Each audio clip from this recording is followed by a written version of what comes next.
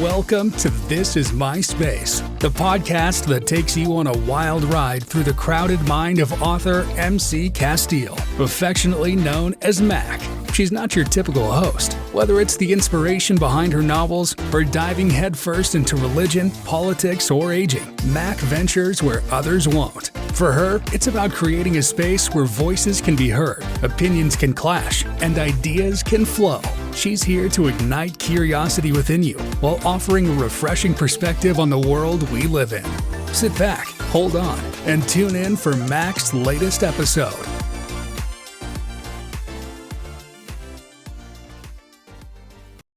Hey, it's Mac. Let's do a really quick episode. Well, they're all going to be quick until YouTube decides that I can record longer than 15 minutes. Okay, so let's talk about what happened this week in greater detail, all right? Because I know on the one hand, it feels kind of hopeless right now, but I don't want you to feel hopeless, and I'm going to explain why. So, AOC said in an Instagram live, she said that, these Democratic politicians are taking money from lobbyists, and the lobbyists are backed by corporations, right? So they have their own agenda. She said that some of them, including like Nancy Pelosi, have also participated in insider trading. Okay. So the fact that Nancy didn't lead the party and come up with a plan after November 6th should not be a surprise. The fact that Chuck Schumer didn't step up and lead the party shouldn't be a surprise. The fact that Hakeem Jeffries didn't lead the party and step up with a plan shouldn't be a surprise. You want to understand why some Democratic representatives and some Democratic senators are fighting the dictatorship with everything that they have. These are the ones that have not been bought and paid for by corporations. They are still working for the people. They still believe in doing that. Now, Fetterman, sort of an unusual case. I thought he said, and I could be wrong, but I could swear that after he got elected to the Senate, he said his wife was an illegal alien. So him switching sides right now doesn't really surprise me if that's true.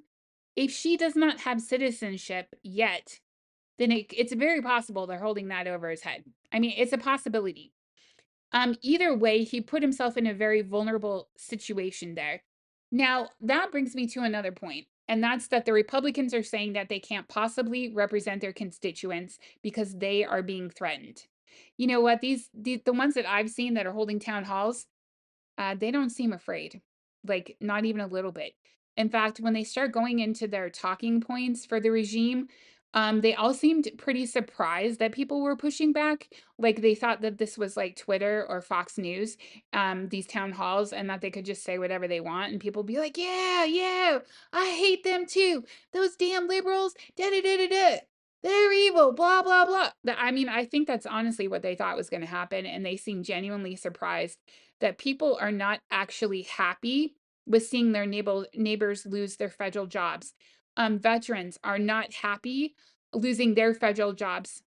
They're also not happy losing access to health care that they desperately need after having served their country. I live in an area where it's a very large amount of my community is employed by the federal agency. And after hearing that horrible woman on Fox News say that federal employees didn't deserve their jobs, after hearing Marjorie Taylor Greene say federal employees didn't deserve their jobs, like I could not be more offended. And by the way, she's a federal employee collecting a paycheck. And if there's a federal employee who doesn't deserve that paycheck, it's probably her. That being said, there's corruption on both sides.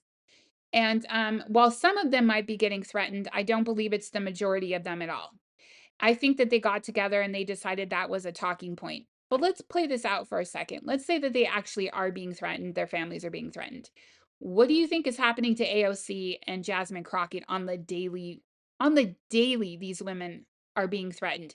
Jasmine has been asked to go into a neighboring district and talk to, a red area, like a predominantly Republican area, and she's willing to do that. But in order to do that, they have to check for bombs before she steps into the building. Bombs. So, Adam Kinzinger, Liz Cheney, lifelong Republicans, right? Members of the party. They stood up for what was right at the expense of their political career because it was the right thing to do. You're telling me that some of these representatives can't do the right thing because God forbid they have to go look for a job. Meanwhile, their constituents are out of a job and the job market has been flooded. There's like in some cities, like 1,000 people are suddenly unemployed. Where are they supposed to go to work? But we're supposed to feel sorry for these representatives and senators because they're worried about being primaried. You'll be able to rebound and go find another job. What about your constituents? Your ability to collect a paycheck as a representative or a senator and maintain your political clout and your staff, which is bloated. The congressional, like the government budget for congressional staff, senators, Congress people, their staff, that has like almost doubled since 2011, and nobody is making cuts there. Doubled. And we're supposed to feel sorry for you and understand why you're not doing your job? Will our communities fall into poverty? It's bullshit. I don't think for a second any of it's true at all. So if you're wondering why nobody did the right thing this week with that stopgap funding bill, they're getting paid off and they just don't fucking care. And they're not going to care until they hit their pain point. Now, I think people like Nancy Pelosi, this isn't personal. Like, this is just my opinion of what I've seen, and I'm not influenced by the Rupert Murdoch media empire. I'm influenced by the way that I've seen Nancy Pelosi behave and what, the rumors about her doing insider trading. Um, I think she was happy to play the part of savior on paper, but I just don't think there's a sincerity to it. I don't think it's authentic. I think a lot of these elderly career politicians on the Democratic side, it's completely insincere. I think they've completely lost sight of what's right. And that's again why there was no plan. There was no leadership, no plan. So the hard truth here is that it's going to take hitting the Republicans' pain point in order to turn some of them. And it's interesting because they're not looking at the big picture here. And I could talk about Russia, but that's just going to make this whole episode too long. And again, I only have like less than 15 minutes according to YouTube. Someday let's talk about Russia and Russia's influence on US politics and their agenda. But for right now, let's talk about this idea of this country becoming a dictatorship and what it means for these Republican Congress people and senators. If this becomes a dictatorship, if Donald Trump succeeds at suspending the Constitution and declaring him the greatest power in the country and rendering the other two branches of the government useless and powerless, we don't have a need for Congress people or senators or Supreme Court justices. They are all out of a job.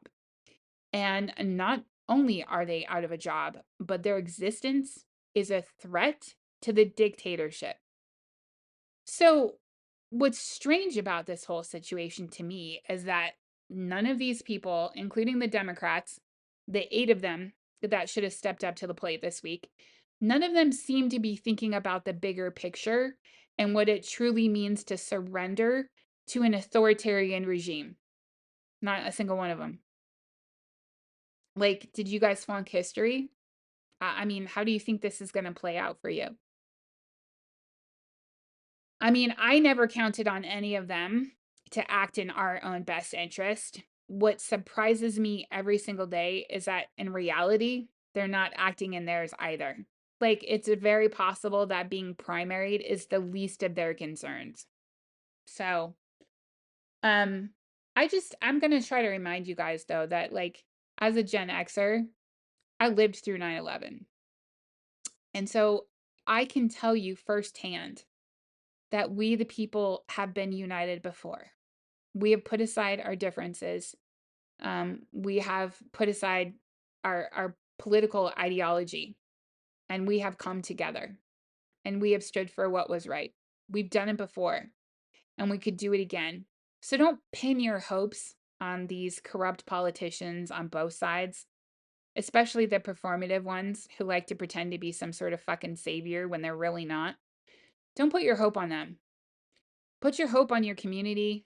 Put your hope on the American people doing what, we've done before, and that's uniting.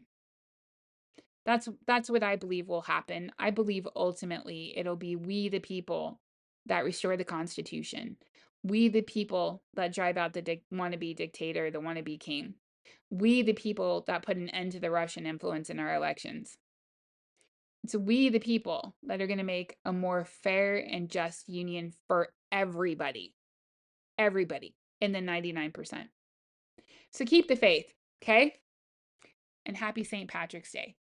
Sincerely, Mac.